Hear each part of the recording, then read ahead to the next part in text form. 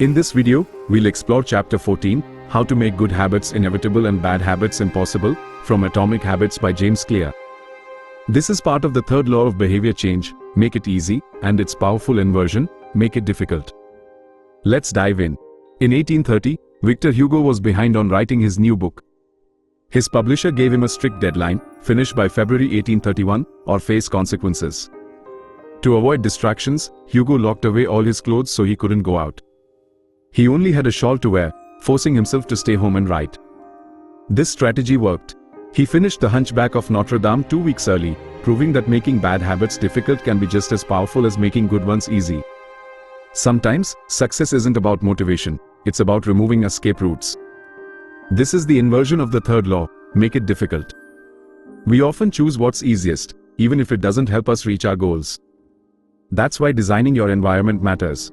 If you want to stop checking your phone too much, make it harder. Put it in another room. Use app blockers. Or, remove social media apps entirely. You can also increase friction for other bad habits. Want to eat less junk food? Store snacks in hard-to-reach places, like high shelves or locked cabinets. Friction works because it slows you down. Even small delays can stop you from giving in to temptation. One study showed that students who kept laptops closed during class took better notes and remembered more. Removing ease equals better focus.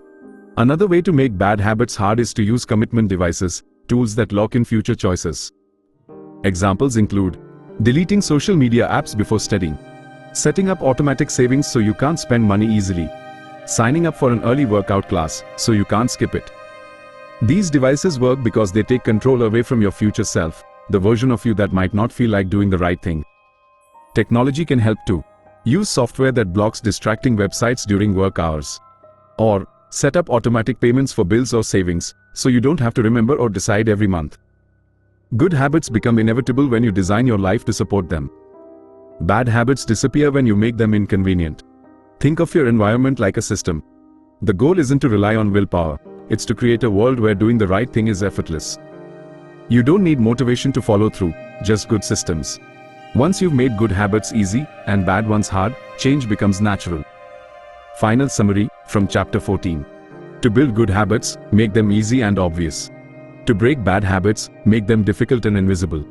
Use friction to slow down bad habits. Try commitment devices to lock in good choices ahead of time.